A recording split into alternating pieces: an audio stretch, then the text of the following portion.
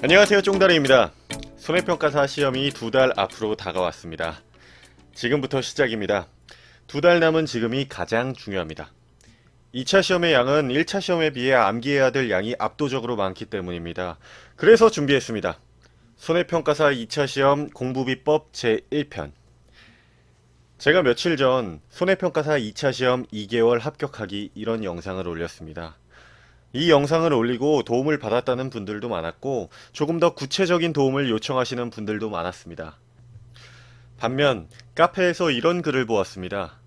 대략 줄여 읽어보자면 일부 천재 한두 명만 가능한 거고 많이 공부한 거 이외에 꼼수는 없다. 즉 공부에는 왕도가 없다인데 어느 정도는 맞는 말씀입니다. 다독을 하시면 그 노력이 여러분을 배신하지 않고 결코 헛된 시간이 아닐 겁니다.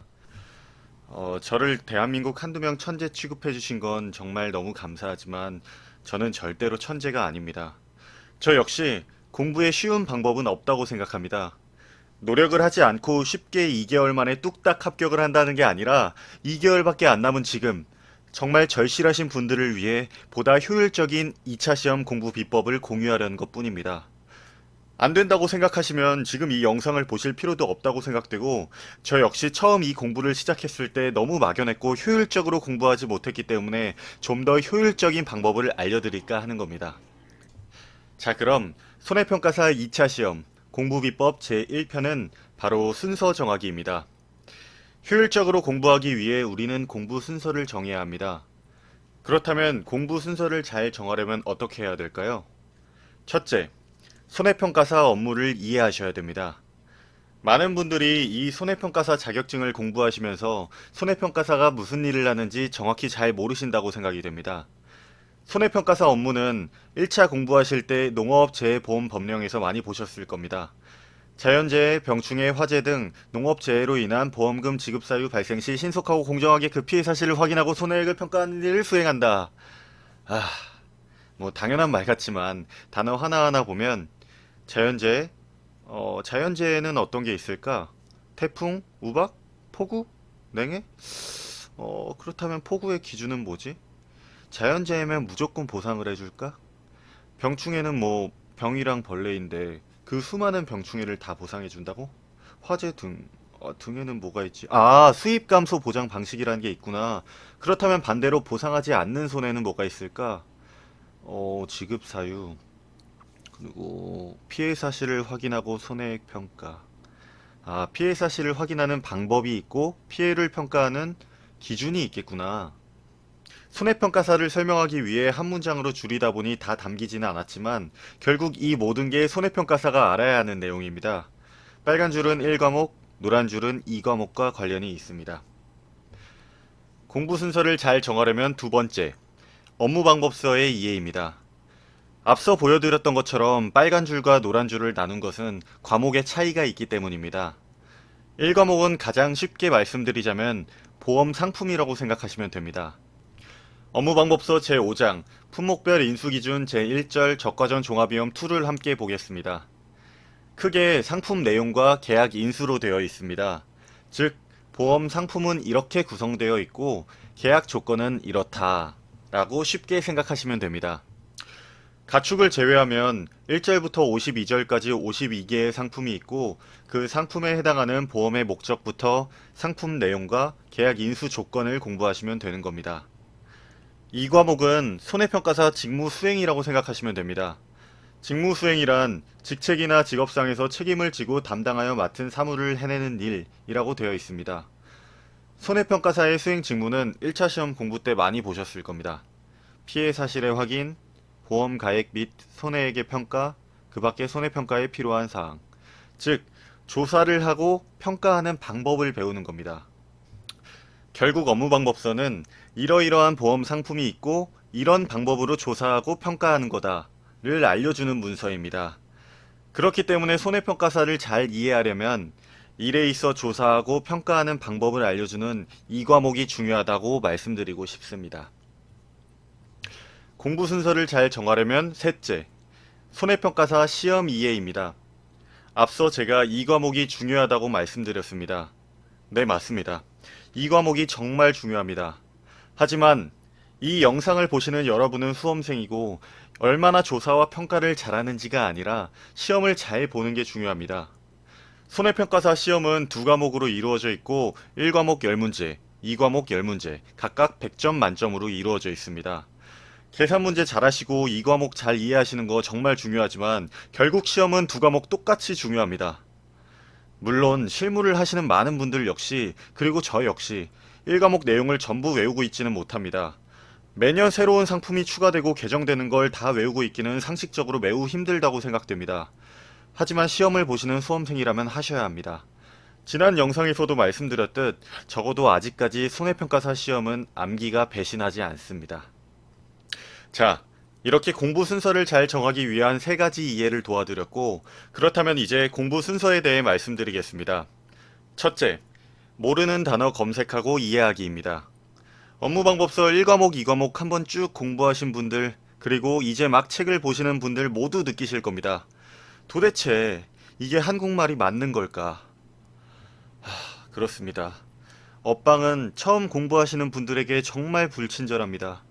우리가 이 업무방법서를 보며 숨이 턱 막히고 어지럽다고 느끼는 이유는 처음 보는 단어가 매우 많고 익숙하지 않은 표현이 매우 많기 때문입니다. 그 익숙하지 않은 표현과 단어들이 머릿속에 그려지지 않기 때문에 이해가 안 될 겁니다. 업무방법서를 저와 함께 보겠습니다. 한 줄씩 보겠습니다. 품목별 인수기준. 우선 품목이라는 건 사과, 배, 단감, 자두, 복숭아, 양파, 마늘, 목적물을 생각하시면 되고, 품종은 사과로 보면 후지, 홍로, 아오리 등 종이 다른 겁니다. 품종과 품목은 다른 겁니다. 적과전과 종합위험, 이걸 한번 나눠보겠습니다. 사과, 배, 단감, 떫은감은 적과라는 걸 하게 됩니다. 그럼 적과는 무엇인가? 용어의 정리만 보시면 이렇게 나와 있죠. 적과라 함은 해거리를 방지하고 안정적인 수확을 위해 알맞은 양의 과실만 남기고 나무로부터 과실을 따버리는 것을 말한다. 사과는 하나의 과총에서 4개, 5개의 꽃을 피게 되고 꽃은 사과가 됩니다. 보통 중앙에 있는 과실을 제외하고는 적과를 하게 됩니다. 그렇지 않으면 과실의 양분이 나누어져 상품성이 떨어지고 다음 연도에 과실이 거의 맺히지 않는 해거리를 겪기 때문입니다. 그렇다면 종합위험은 뭐냐? 왼쪽에 보시면 태우동호강 한냉조살폭, 자연재해와 조수해, 화재가 있습니다. 적과를 기준으로 그 전에는 종합위험을 보상해준다 이겁니다. 그렇다면 적과 후에는 다르겠죠? 1. 보험의 목적입니다. 그냥 사과, 배, 단감, 떫은감이라고 넘어가시면 안되고 당연한 말이라고 생각하시겠지만 이 상품은 1년짜리 상품이기 때문에 보험료 납입일에 속하는 해에 수확하는 품목이어야 됩니다. 올해 수확하지 않고 내년에 수확하는 품목은 가입해주지 않기 때문입니다. 여담이지만 5회 시험 때 벼 품목의 보험의 목적을 쓰라는 문제에 문장 그대로 안 쓰고 벼로만 쓰신 분들은 점수를 못 받았다는 이야기가 있습니다. 2. 보상하는 손해입니다. 과실 손해보장, 보통약관, 적과 종류 이전. 이 상품을 가입하면 기본적으로 적과 전에 과실에 이러이러한 이유로 손해가 났을 때 보상을 해준다는 걸 말해주고 있습니다.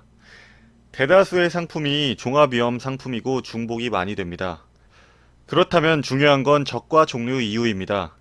적과 종류 이유에는 특정한 위험을 보상해줍니다.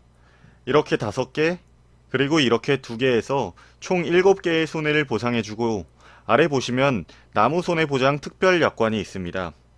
보통 약관에서는 나무에 생긴 피해는 보상해주지 않고 특약으로 가입이 가능합니다. 3. 보상하지 않는 손해입니다. 이건 역시 적과 전후로 다르고 여기서 모르는 단어만 보면서 가겠습니다. 동록과 과수 화상병입니다. 동록은 사진을 보시면 본 적 있으실 거고 과수 화상병은 요즘 굉장히 심각한 병입니다. 보상하는 손해, 보상하지 않는 손해는 특별히 어려운 건 아니고 1회 시험에서 이런 문제가 나왔습니다. 1회, 2회 이후로 이런 문제가 나오고 있지는 않지만 또 안 나오라는 법은 없기 때문에 외우셔야 됩니다. 4. 보험기간입니다. 보험기간도 이해보다는 암기라 넘어가고 5. 보험 가입금액입니다. 여기서 모르는 단어는 가입수확량, 적과 후 착과수, 기준수확량입니다. 가입 수확량은 통칙에서는 위에 네모 상자처럼 정의하고 있고 이 상품 뒤쪽 가입 수확량에는 아래 네모 상자처럼 되어 있습니다. 가입 수확량이 당연히 보험에 가입하는 수확량인 건 알겠고 평년 수확량의 일정 범위로 가입이 가능하고 이 상품은 평년 착과량의 100%를 가입해야 한다고 나와 있습니다.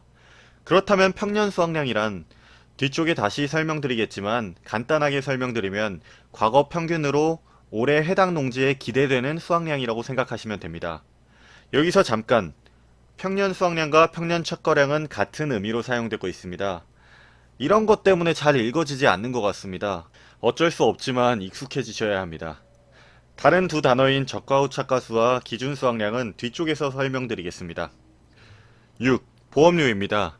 보험료 이해보다는 암기로 해결되는 부분입니다. 공식과 국고 지원율, 방제 시설을 외우시면 됩니다. 7. 기준 착과수입니다. 과수 4종에서 가장 중요한 개념입니다. 보험금을 산정하기 위해 과수원별로 정한 기준인 과실수라고 되어 있습니다. 읽어보면 인정된 착과감수 과실수가 없는 경우 적과 후 착과수이고 인정된 착과감수 과실수가 있는 경우 적과 후 착과수 더하기 착과감수 과실수라고 되어 있는데요. 이게 무슨 말일까요? 인정된 착과감수 과실수라는 건 보상하는 재해로 착과가 안 된 열매 개수입니다. 먼저 인정된 착과감수 과실수가 없는 경우, 즉 보상하는 재해로 피해를 입지 않은 경우입니다. 적과전 종합위험 과수 4종은 적과를 하게 되고 적과 후 착과수 조사라는 걸 하게 됩니다. 적과 후 착과수는 말 그대로 적과가 끝나고 나서 나무에 달려있는 과실의 수를 말합니다. 조사 이후 정상적으로 무탈하게 수확을 한다면 지금 달려있는 적과 후 착과수만큼 최종 수확을 하게 되고 왼쪽 아래 그래프를 보시면 적과 후 착과수 이후 보상하는 재해로 손해가 발생하면 그 손해 부분을 보상받게 됩니다. 그렇기 때문에 이 적과 후 착과수를 기준으로 피해가 있는지 없는지를 판단합니다. 이걸 기준 착과수라고 하는 겁니다. 그렇다면 인정된 착과 감소 과실수가 있는 경우는 즉 적과 후 착과수 조사 이전에 보상하는 재해로 피해를 입은 경우입니다. 오른쪽 아래 그래프를 보시면 파란 글씨만큼은 적과 후 착과수 조사 이전에 보상하는 재해로 줄어들었기 때문에 보상을 해주는 거죠. 기준 착과수는 보험금 산정을 위한 기준이라고 생각하시면 되고, 즉 적과 후 착과수 조사 이전에 보상하는 재해로 피해를 입었냐 안 입었냐로 기준 착과수를 구분하는 거고, 적과 후 착과수 조사 전 피해를 입지 않으면 기준 착과수는 적과 후 착과수, 피해를 입으면 기준 착과수는 적과 후 착과수 더하기 착과 감소 과실수입니다. 8. 보험금입니다. 보험금 부분은 2과목과 중복이 되고 1과목만 보고 공부하시면 실제 계산 방법과 다른 것들이 있어 2과목을 공부하실 때 함께 하시면 좋습니다. 공식을 외우긴 해야 되는데 2과목 공부하며 문제 푸실 때 하면 더 빠르게 학습이 된다고 생각됩니다. 간단한 이해만 도와드리면 적과 후 착과수 조사를 기준으로 착과가 얼마나 감소했냐는 착과 감소 보험금, 적과 후 착과수 조사를 기준으로 그 이후에 수확까지 얼마나 피해를 입었는지 누적해 보상해주는 건 과실손해보험금입니다. 빨간 박스의 식을 보면 착과 감소량은 착과가 줄어든 내가 피해를 받은 양인데 당연히 보험금은 피해를 받은 만큼 보상받아야 되지만 미보상 감소량이 있습니다. 보상을 하지 않는 줄어든 양이죠. 보상을 하지 않는 줄어든 양이 왜 있느냐? 누구는 관리를 잘하고 누구는 관리를 잘하지 않았는데 관리를 잘하지 않고 똑같이 열매가 조금 달렸다고 해서 보험금을 주면 안 되겠죠? 업무방법서 뒤에 별표를 보시면 미보상 조건이 있습니다. 자기 부담 감수량. 보험계약자 자기가 부담해야 하는 줄어든 양인데 자동차 보험 가입하신 분들은 자기 부담금이라는 거 아실 거예요. 자기 부담금이 있는 이유는 자동차 사고로 보면 소액의 사고가 많을까요? 대형 사고가 많을까요? 당연히 소액의 사고가 많겠죠. 소액의 사고더라도 보험사 입장에서는 보상 처리에 들어가는 인력은 똑같이 들어갑니다. 그렇기 때문에 자기 부담금을 설정해 그 이하 피해에 대해서는 보상을 하지 않습니다. 그럼 보험사 입장에서는 인력을 줄일 수 있고 계약자 입장에서는 보험료를 낮출 수 있는 계약자와 보험자에게 서로에게 장점이 있습니다. 자기 부담 감수량 이하의 차과 감소량은 계산식을 하면 0 이하가 되기 때문에 보상을 하지 않게 됩니다. 그리고 당연한 개념이지만 단어가 익숙하지 않아 헷갈린 건데 양은 수 곱하기 무게입니다. 아래 식을 보시면 위에 빨간 박스 식에서 개당 무게만 밖으로 뺀 겁니다. 단어 자체도 익숙하지 않고 계산 문제가 많으니 이 단어들에 익숙해지셔야 합니다. 쭉 내려가서 부보 비율에 따른 보험금 계산을 보면 부보 비율은 계약된 비율, 담보한 비율 이렇게 생각하시면 되고 더 조금 가입하고 다른 가입자와 똑같이 보상받으면 안 되기 때문에 이런 계산식이 있다고 생각하시면 됩니다. 이제 쭉 넘어가셔서 제1절의 마지막 평년 착과량을 보시면 됩니다. 아까 말씀드렸던 것처럼 과거 평균으로 올해 기대되는 수확량입니다. 다른 건 다 읽으면 이해가 가능하다고 생각됩니다. 평년 착과량도 읽어보시면 이해가 가능하실 거고 공식 자체를 외우셔야 됩니다.